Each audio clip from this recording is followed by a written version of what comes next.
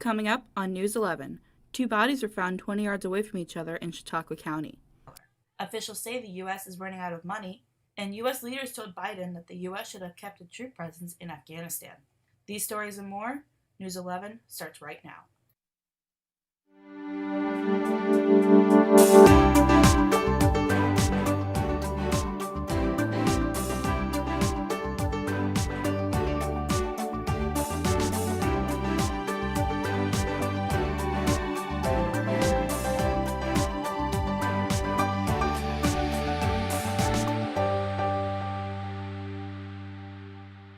Good evening and welcome to News 11. I'm Bree Howard. And I'm Andy Velez-Davis. Well, we're back at the desk again. How do you feel? I'm feeling real good about tonight. Well, let's get right into it.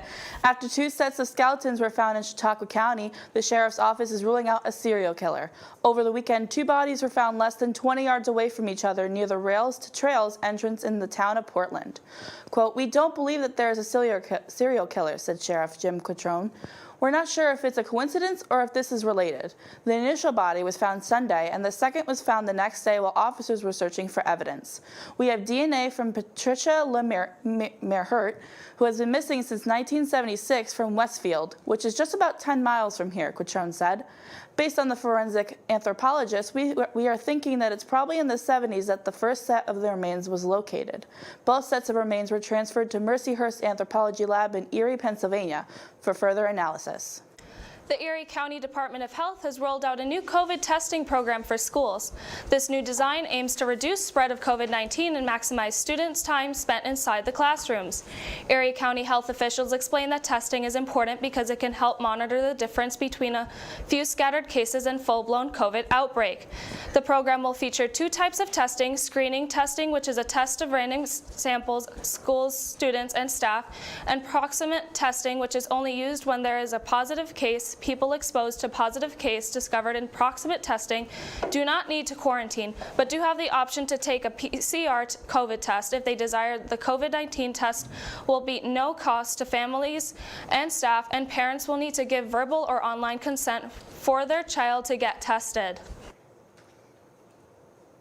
Big changes are coming to Mercy Hospital located in Buffalo. Beginning yesterday, Wednesday, September 29th, ambulance services have been diverted, labor and delivery services will be suspended, as well as elective surgeries. This comes as a response to a potential union strike taking place at Mercy Hospital due to unfair business deals and money issues. Other hospitals are bracing for increasing traffic as these times approach. Union leaders tell WIVB a strike is their last resort, but they feel that they are, quote, at rock bottom, end quote. Toledo Health CEO Bob Nesselberg said that they plan on remaining open, and the organization is saying that individuals should consult their primary care officials for health services. It wasn't just an ordinary Bills win this past Sunday. It was the first time where Bills fans had to be vaccinated to enter Highmark Stadium. A majority of people said they had no problems with getting into the stadium with the extra check. Bills season ticket holder Scott Innes told WKBW, "I had an Excelsior pass and showed it to the girl working the gate there. I didn't present my ID to anybody," end quote. According to the Erie County Health Department, 5 people were turned away during a secondary vaccine screening. And these 5 individuals were not able to provide documentation that met the stated criteria for entrance to that event. The Bills have another home game this upcoming Sunday. An update for City of Niagara Falls drivers. This past Monday, all stop arms on school buses have been equipped with cameras.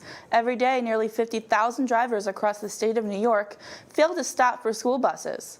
Niagara Falls officers hope that these cameras will change their behavior. The younger kids, like 4 to 8-year-olds, they're the most at risk of being in an accident because they're not very visible around the bus, and they're also, more likely to run into traffic or see someone they know or just jet out without looking both ways, said Captain Angela Munn of Niagara Falls Police. The fine for illegally passing a school bus in New York is $250 for the first offense and can go as high as $1,000. It's not just buses that are getting new traffic cameras this week. Governor Kathy Hochul signed a bill authorizing the use of speeding cameras for enforcement of state laws. In other states, implementation of similar cameras on public roads has led to significant decreases in road-related injuries in New York. Over 3,450 accidents have occurred in work zones on highways between 2010 and 2016. 50 people died and 1,100 workers were hurt during those years in accidents. The approved plan is considered controversial as evidence captured on speeding cameras is admissible in court, and many New York drivers fear future tickets and fines. However, drivers can rest assured, as Assemblyman Bill Magnarelli of Syracuse explains, bill is, quote, just pilot program that will evaluate how automatic speeding tickets work in speed zones, end quote. New York State is continuing its plan to implement a $15 minimum wage. This new rise in hourly rates will take effect beginning on December 31st, 2021. The Department of Labor has said that wages in Long Island and Westchester will be raised to $15 an hour to match those in New York City. All other places in the state will be required to raise their minimum wage to $13.20 an hour based on economic factors and indices. According to the Division of the Budget's minimum wage report, those making low wages were hit hardest by the pandemic, especially in businesses such as retail, leisure, healthcare, and hospitality. According to Labor Commissioner Roberta Reardon, quote, makes sense to raise the wage floor now and continue supporting New York's families, end quote. And when we come back, an update on the United States possibly running out of money and President Biden getting his booster shot. We'll be back. We've been down there. You gotta do the same. Post office. All you do is sign. So don't get nervous. Sign your name. For selective service. It takes no time. Just sign on the line at the post office. For selective service. Hey guys, if you're about to turn 18, you've got to register with Selective Service. It's simple. Just go down to the post office, fill out a card, and turn it in. That's all there is to it. There's no draft now. You're just adding your name to Selective Service's list in case there's a national emergency. So if you're 18 now, Selective Service, you gotta get down. Post office. Register with Selective Service. It's quick, it's easy, and it's the law. Takes no time. Just sign on the line at the post office. Selective Service.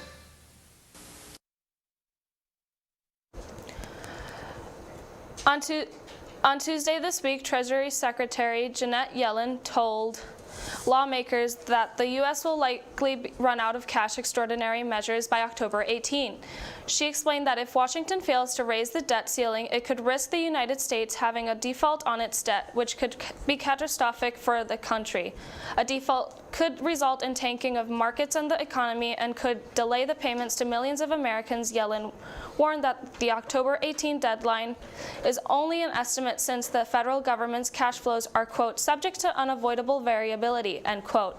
In a letter, Secretary Yellen said, quote, it is uncertain whether we should continue to meet all the nation's commitments after that date, end quote. There is a worry that Congress will run out of cash earlier than expected, which has set the stage for an accidental default. On Monday, President Joe Biden received his booster shot for the COVID-19 vaccine just a few days after the extra dose gained approval from federal health officials. Biden, who didn't have any side effects to the first 2 doses of the vaccine, joked that he especially needed the booster shot since he was over the age of 65. Last week, the FDA granted the Pfizer booster shots approval under the emergency use for all people over the age of 65, people who are especially vulnerable to COVID-19, and for those people whose jobs put them at risk for getting exposed to the virus. Biden says, quote, boosters are important, but the most important thing we need to do is get more people vaccinated, end quote. About 23% of Americans have not received any doses of the vaccine at all. Biden continues to say, quote, this is a pandemic of the unvaccinated. That's why I'm moving forward with vaccine requirements wherever I can, end quote. Biden urges anyone eligible to get their booster shot as quickly as possible. Pfizer has just submitted its COVID-19 vaccine for authorization by the FDA for use in children 5 to 11 years old, but families might have to wait a little while longer before they can all be vaccinated. The 2-shot vaccine has been issued in lower doses during Pfizer's test on young children, and the company said the vaccine produced similar levels of antibodies despite the smaller dosage. Now the process moves to public health officials who will examine the evidence and determine if the vaccine is safe and effective for children. This may not happen until November, with some estimates placing the likely date of authorization near Thanksgiving. According to the CDC, roughly 100 million people have been fully vaccinated using the Pfizer vaccine, and it is currently available for those 12 years of age and older. Voting has just become more accessible than ever for California residents. This past Monday, Governor Gavin Newsom signed a bill into law that will require ballots to be mailed directly to voters at their home addresses. This came alongside various other voting bills designed to expand voting rights for Californians. Voting by mail has been a significant point of disagreement within state legislators across the country, as many Republicans raise concerns about potential voter fraud. California has recently conducted 2 elections while mailing ballots to voters directly, including last year's presidential election and the governor recall election just a few weeks ago. The law says the ballots must be sent to voters at least 29 days prior to an election, while also allowing voters the option to continue to vote in person. California joins other states such as Oregon and Washington in this decision. According to the Orange County Sheriff's Department, 19-year-old Maya Marcano was last seen at the Arden Villas apartment in Orlando, Florida at approximately 5 p.m. on Friday. However, Maya's family's members hope that she will be found and will return home safely.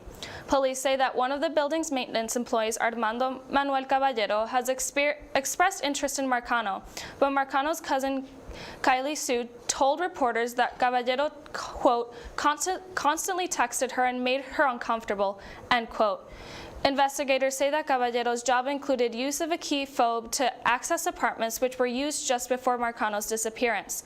Marcano's family entered her apartment after the young girl disappeared and discovered broken jewelry on dirty floors and a messy bed, which they said is unlikely behavior for Maya.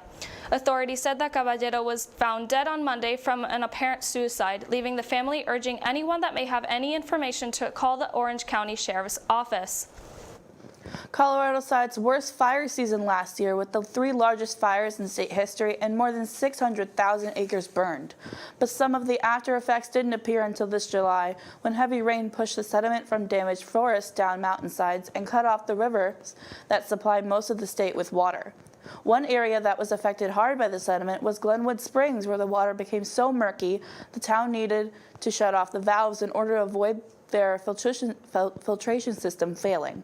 Residents were also asked to minimize water use until the sediment moves downstream. Cities in the state of Montana also fear that the fire could shut down their water system as well. The state's capital city, Helena, gets its water from the 10 Mile Creek watershed. Officials worry a fire would leave the watershed exposed to sedimentation and could shut down the primary water source for 40,000 people. R&B superstar R. Kelly has been convicted in sex trafficking trial after decades of avoiding criminal responsibility for numerous allegations of misconduct with young women and children. Kelly was found guilty on all 9 counts and faces the possibility of decades in prison. There were several allegations that the artist had inappropriate relationships with minors, and including his illegal marriage with another R&B star, Aaliyah, who was only 14 years old at the time of the marriage. Kelly was previously arrested in 2002 after recording himself sexually abusing and urinating on a 14-year-old girl. Acting U.S. Attorney Jacqueline Casoulis says, quote, "The victims in this case, your voices were heard and justice was finally served," end quote. Kelly will likely spend the rest of his life behind bars. When we come back, News 11 has another weather anchor, and we'll bring on Sarah Gordon for your sports report. We'll be right back. We've been down there. You gotta do the same. All you do is sign. So don't get nervous. Sign your name. For selective service. It takes no time. Just sign on the line at the post office. For selective service. Hey guys, if you're about to turn 18, you've got to register with Selective Service. It's simple. Just go down to the post office, fill out a card, and turn it in. That's all there is to it. There's no draft now. You're just adding your name to Selective Service's list in case there's a national emergency. So if you're 18 now, Selective Service, you gotta get down.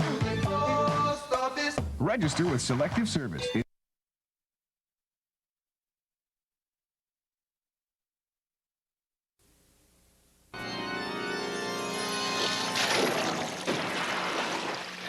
Different kinds of pipes freeze for different reasons. To protect yours, wrap insulation around exposed pipes. If a hard freeze is forecast, open the doors under sinks and let the hot and cold faucets trickle overnight. Leave the heat on if you're leaving town. Following these steps can get you through cold weather on a high note.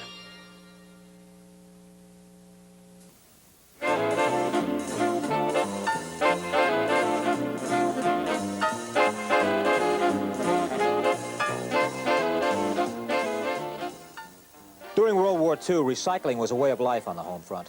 Rubber, tin cans, cooking grease, paper, scrap iron, those and many more items were recycled for the war effort. It was a time of crisis. The nation desperately needed new sources of raw materials. Millions of Americans were united in a common cause. Today we face a crisis no less real, but of another sort. A solid waste crisis that can no longer be ignored. We are simply running out of places to put our garbage. With your help, we can meet this new challenge as well. Source separation and recycling will save valuable space in our landfills and help protect our drinking water and the air we breathe. Together, we Americans can win the war against waste. Start recycling today. Welcome back. We now have Sarah Gordon joining us for sports. And Sarah, I heard the Bills had another big win this weekend, which I assume you're really excited about. But first, I know you have some local sports to cover first, right? Yes, of course. So, Fredonia Sports this week had an exciting match on the volleyball court, with the Lady Blue Devils beating SUNYAC rival Oswego 3-2 last Friday, September 24th, after winning the tiebreaker set 15-10.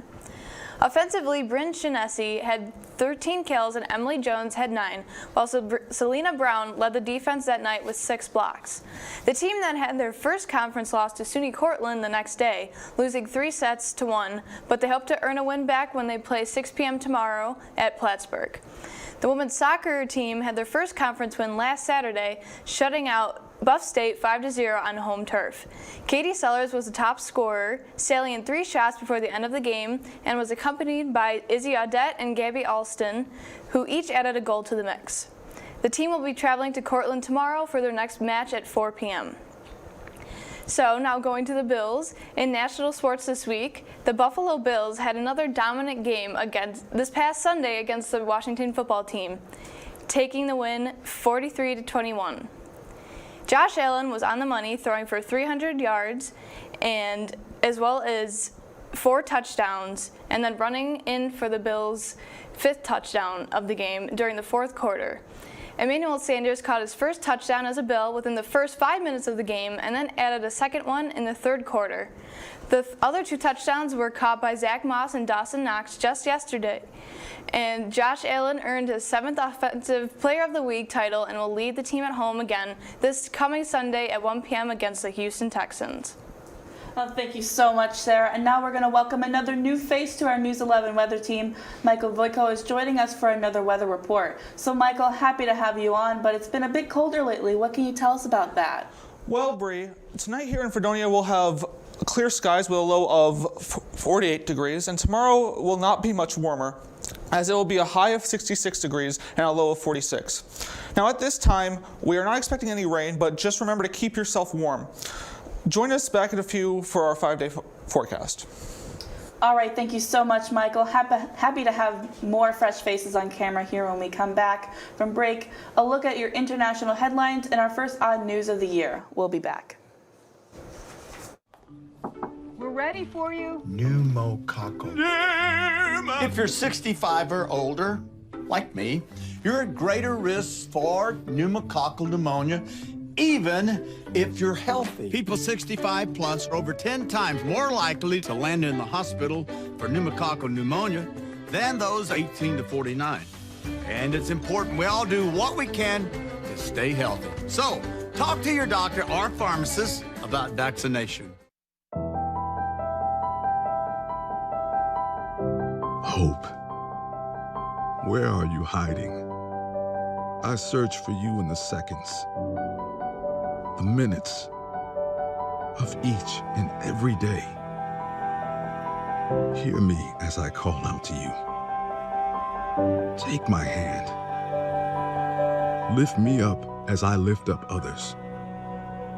Welcome me home, father, mother, sister, brother, son, daughter. Hear us now. Alone we stood, divided we fell. No longer. Now we choose to make the connection. Our new mission lies within. Visit maketheconnection.net to learn more. 16 is such a significant age. I promised to help protect my eldest daughter during this exciting time in her life. Teens are at an increased risk for meningococcal disease, a rare, potentially deadly bacterial infection. But half haven't received the CDC recommended second dose of the MenACWY vaccine at 16. I want to help change that. Take your shot against meningitis. Talk to your teen's doctor about the MenACWY vaccine and ask about MenB. Visit the16vaccine.org. The United States is coming up on an early month after withdrawing all U.S. troops from Afghanistan. Top Pentagon leaders appeared before the House Armed Services Committee last Wednesday. Leaders admitted that they had recommended that President Joe Biden that the U.S. should have kept a troop presence in Afghanistan. These remarks come from after Biden's action to end the chaotic evacuation after the Afghan government collapsed. South Korea's military and Tokyo officials have said that North Korea has fired a short-range missile towards the sea off its east coast. Details of the launch are being analyzed by South Korean and U.S. authorities, but Japanese Prime Minister Yoshihide Suga said it, quote, could be a ballistic missile, which can be used to carry large nuclear warheads and is banned under United Nations sanctions, end quote. The test happened early on Tuesday as North Korea's ambassador to the UN said no one could deny his country right to self-defense and to test weapons. Kim Song accused the United States of hostility and said his country's development of a war deterrent was a necessity to defend itself against U.S. threats. He demanded the Biden administration permanently end joint military exercises with South Korea and accused Seoul of betraying inter-Korean peace agreements by prioritizing its Western ally over, quote, national harmony. Over the weekend, Venezuelan migrants in Iquique, Chile were shaken by a series of angry protests at settler camps that popped up in the city squares and beaches. Thousands of local Chileans with an anti-immigration slogan set fire to belongings of Venezuelan migrants, tossing clothes, mattresses, and other belongings in bonfires on the street.